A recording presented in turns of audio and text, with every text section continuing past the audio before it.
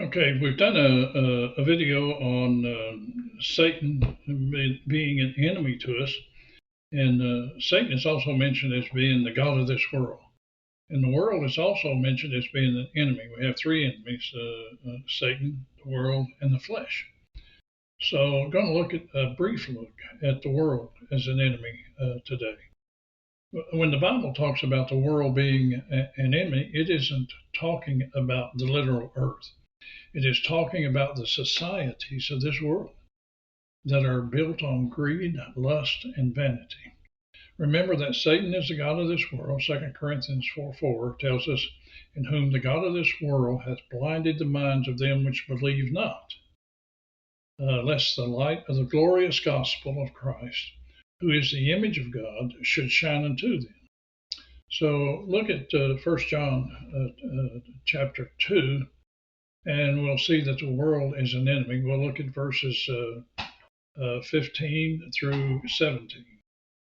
And beginning with 15, it states, "Love not the world, neither the things that are in the world. If any man love the world, the love of the Father is not in him." Just remember that. For all that is in the world, the lust of the flesh, the lust of the eyes, the pride of life, is not of the Father, but of the world. And the world passes away, and the lust thereof. But he that doeth the will of God abideth forever.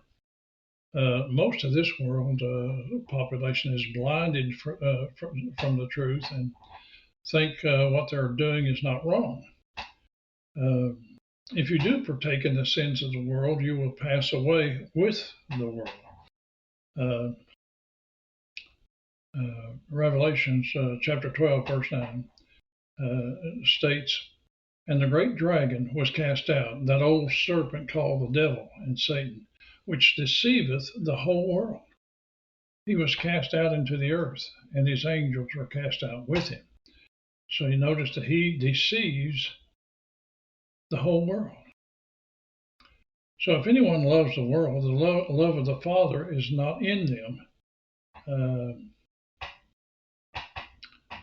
We can see that up in the previous section we read, 1 John chapter 2, verse 15.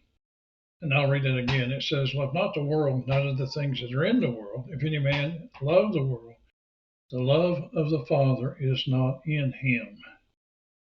So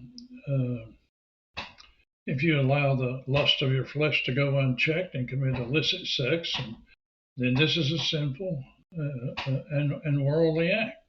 The lust of the eyes, mentioned in verse 16 of 1 John chapter 2, is a desire to own what you see, especially if it is something you don't own and don't need, but hope to get one day. Maybe you just have a desire to impress someone. But look at the pride of life in verse 16 there. It says, "For all that is in the world, the lust of the flesh, the lust of the eyes, and the pride of life is not of the Father, but is of the world." So the desire to lift yourself up is a pride of life, to enhance your own body and improve your own reputation. This is a worthless display of who you are by the way you talk, how you dress, how much money you spend, and so on. As a Christian, you cannot be guided by the world's standards of right and wrong. You must remove yourself from the standards of the world and its continuous occupation of pleasure, wealth, and power. You will have to avoid close relationships with worldly people. And if you don't, then it could be dangerous to your soul. Remember, Satan is still out there trying to drag you off into temptation so you will sin. But you must confess Christ whenever you can and not be ashamed to let others know where you personally stand. And then James chapter 4, verse 4 tells us, "Ye adulterers and adulteresses, know ye not that the friendship of this world is enmity with God? Whosoever therefore will be a friend of this world is the enemy of God." In this verse, it is spiritual adultery that is meant. Those of Christ that commit fornication with the world. Whoever is a friend of the world, it says, is an enemy of God. And I know a lot of people that say they're Christians, and they're some of the biggest friends the world ever had. But as a Christian, you are to look at this world and be the light of this world. You are to let your light shine so that others can see your good works and glorify your Father in heaven. Matthew chapter 5, verses 14 through 16, I'll read to you now. It says, Ye are the light of the world. A city that is set on a hill cannot be hid. Neither do men light a candle and put it under a bushel, but on a candlestick, and it giveth light unto all that are in the house. Let your light so shine before men that they see your good works and glorify your Father which is in heaven. So how do you overcome this world? 1 John 5:4 tells us. It states, For whatsoever is born of God overcometh the world. And this is the victory that overcometh the world, even our faith. So one of the reasons the world hates you is because the world first hated Jesus Christ. Since Jesus was chosen out of the world hates you. So look at John chapter 15, and we'll read verses 18 and 19.